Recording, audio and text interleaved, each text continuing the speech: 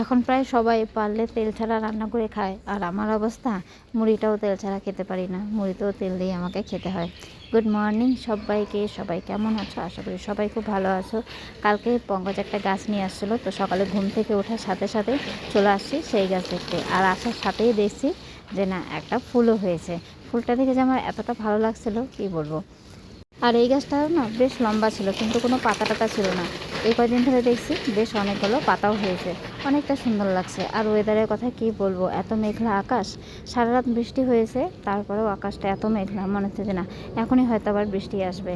এই কাপগুলো মেলা থেকে নিয়ে আসছিলাম, তো ভাবলাম যে না আজকে পঙ্কজকে এই কাপেই চা দিই, সেই জন্য পঙ্কজকে আজকে এই কাপেই চা দিলাম। আর এদিকে পঙ্কজ চলে গেল, এদিকে বিছানার চাদরগুলো চেঞ্জ করে নেব।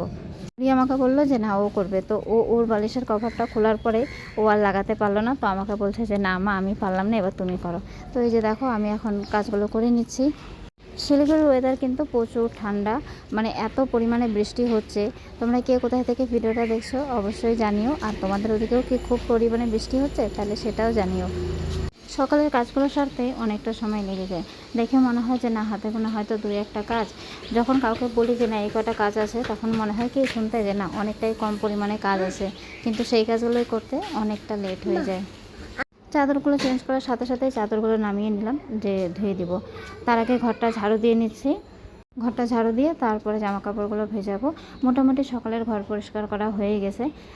এদিকে আমি দেখো বিছানা গুছিয়ে ঘর দোর একটু পরিষ্কার করে বাইরে ঝাড়ু দিতে দিয়ে দেখছি যে না বুড়ির কিন্তু ঘর বানানো শুরু হয়ে গেছে।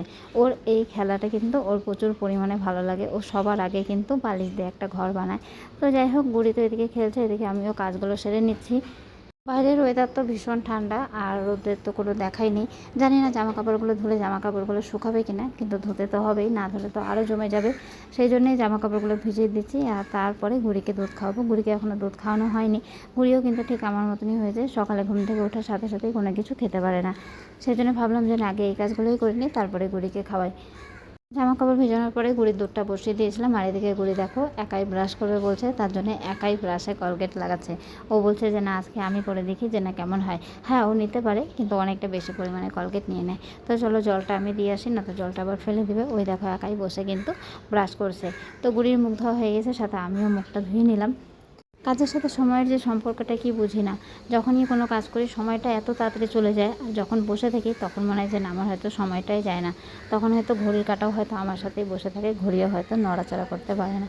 তো যাই হোক এখন ঘড়িও চলছে, সাথে আমিও চলছি। বইগুলো গতকালকে রাতে বের করে রেখেছিলাম, কেন কি আসার সময় বৃষ্টি হয়েছিল, ব্যাগটা পুরো ভিজে গিয়েছিল। তো ব্যাগটা শুকাতে দিয়ে বইগুলোকে বের করে রেখেছিলাম, তো ওই লেখাগুলোই এখন ঘড়িকে করিয়ে নিচ্ছি। ঘড়ি কিন্তু এখন অনেকটাই শিখে গেছে, অনেক কিছুই ঘড়ি পারে। আগের তুলনায় গুড়ির এখন কান্নাটাও অনেকটাই কমেছে। হ্যাঁ মাঝে মধ্যেই ও কিন্তু আবার কান্না করে, কিন্তু অনেকটাই কমেছে তাও বলবো। এদিকে গুড়ির লেখা হয়ে গেছে, আর তারপরে চলে আসি চা খেতে। আর চায়ের সাথে এই যে মুড়িটা শুধু শুধু কেন যে আমার ভালো লাগে না সেটা বুঝতেই পারি না। চানাচুরনি বা যেরকম করেই মাখা করি, তেলটা ছাড়া আমার ভালোই লাগে না। এর মধ্যে তেলটা নিলে মনে যায় না মুড়িটা একটুখানি সফট হয়, না তো কীরকম একটা খসখস একটা ভাব করে। তো যাই হোক চা খাওয়ার পরে মাছ নিয়েছিলাম, ছোটো মাছ, তো ছোটো মাছটা কেটে নিয়েছিলাম। আর তারপরে এখানে গুড়িকে দিয়েছিলাম একটা চকলেট। তার কারণ হচ্ছে ও আমাকে এসে বলছে যে দেখো আমি কত সুন্দর করে সব ক্লিন করে গুছিয়ে নিয়েছি। তো আমাকে বারবার করে বলছে, তো আমি আবার এসে দেখলাম যে না বেশ সুন্দর করেই কিন্তু সবটা গুছিয়ে নিয়েছে। একটার পর একটা কাজ করতে করতেই কিন্তু দিনটা চলে যায়। এদিকে সব করতে করতে রান্নার জিনিসগুলো মোটামুটি গোছানো হয়ে গেছে। তার মধ্যে গুড়িকে করিয়ে দিলাম স্নান, কেন কি অনেকটাই দেরি হয়ে যাচ্ছে। কাজ করতে গেলে সময় যে কোন দিক দিয়ে চলে যায় সেটা বোঝাই যায় না। আজকে ওয়েদারটা ঠান্ডা, আজকে গুড়ির চুলগুলো শুকাতে আবার অনেকটাই সময় লাগবে। গুড়ি স্নান হয়ে গেছে, এখন রান্নাবাড়া এগুলো কমপ্লিট হয়ে গেলে তারপরে আমিও স্নান দান করে নেব। মুখে ক্রিমটা গুড়ি একা লাগিয়ে নিলেও কোনো রকম চুলটা কিন্তু আঁচড়াতে পারে না, কেন কি চুলটা অনেকটাই বড়। ও কিন্তু চুলটা একদমই সামলাতে পারে না। তো যাই হোক গতকালকে দেখো বৃষ্টি হয়েছিল, ছাতাগুলো একদম ভিজে গেছিলো। তো সারা রাত রেখে দিয়েছিলাম, শুকায়নি সেরকম। তারপরে সকালে রোদে দিয়েছিলাম, তো অনেকটাই শুকিয়ে গেছে, বেশ সুন্দর হয়ে গেছে। এখন ছাতাগুলোকে উঠিয়ে গুছিয়ে নিলাম। সবগুলোই কিন্তু কাজের মধ্যেই পড়ে, কোনটা ফেলে কোনটা করবো এটাই হচ্ছে আসল কথা। ছাতাটাও যদি বাইরে যদি থাকতো তাহলে কি আর হতো। ছাতাটাও কিন্তু সুন্দর করে গুছিয়ে একটা জায়গায় কিন্তু রেখে দিতে হয়। একটা সংসার করতে গেলে অনেক কাজই থাকে, ছোট যেরকম কাজ থাকে সেরকম অনেক বড় কাজও থাকে।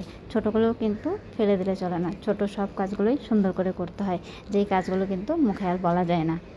এদিকে রান্নাবান্নাও কমপ্লিট হয়ে গেছে, আর কালকের কিছু জামা কাপড় ছিল সেগুলো আবার তুলে নিয়ে আসলাম। তুলে নিয়ে এসে সব সুন্দর করে গুছিয়ে রাখছি। আর গুড়ি দেখো আপেল খাচ্ছে, আরও কার্টুন দেখছে। কার্টুন দেখতে গুড়ি কিন্তু বেশ ভালোবাসে। সব কাজ কমপ্লিট, আর এদিকে দেখো আমার স্নানও কমপ্লিট হয়ে গেছে। দুটো নাইটি নতুন বের করেছিলাম, কিন্তু গরমের জন্য পরা হয়নি। আজকে যেহেতু ওয়েদারটা অনেকটাই ঠান্ডা, সেই জন্য ভাবলাম যে না, আজকে এটা পরি। সব কাজ শেষ করে 2 মিনিট বসতে পারিনি, এদিকে সময় হয়ে গেছে গুড়িকে পড়তে নিয়ে যাওয়ার। সেই জন্য রেডি হয়ে বেরিয়ে পড়লাম। আর আকাশের অবস্থাটা এতটা খারাপ, মনে হচ্ছে যে না এখনই বৃষ্টি আসবে। তো যাই হোক, কোনো রকম তো গুড়িকে দিয়ে আসলাম। আর যাওয়ার সময় দেখো হাজমোলা নিয়েছিল। হাজমোলা খেয়ে গুড়ি কিন্তু খুব খুশি। যাওয়ার সময় বৃষ্টি না পেলেও আসার সময় কিন্তু পুরোটাই ভিজে গেছিলাম আমি আর গুড়ি। তারপরে এদিকে রাতে গুড়ির জন্য করে নিয়েছিলাম ডিম অমলেট, আর সাথে রুটি, তার সাথে ছিল আম। গুড়ি কিন্তু আম খেতে বেশ ভালোই বাসে, আর আম দিয়ে রুটিটাও গুড়ি বেশ ভালোই খায়। সেই জন্য ওকে কিন্তু রাতে আম দিয়ে রুটিটাও দিই, ও বেশ পছন্দ করে। তো চলো দেরি না করে এখন গুড়িকে খাইয়ে দিই, তারপরে আবার ওকে ঘুম পাড়াবো, তারপরে আমরা খাবো। অনেক কাজ আছে। তো আজকের মতন এই পর্যন্তই।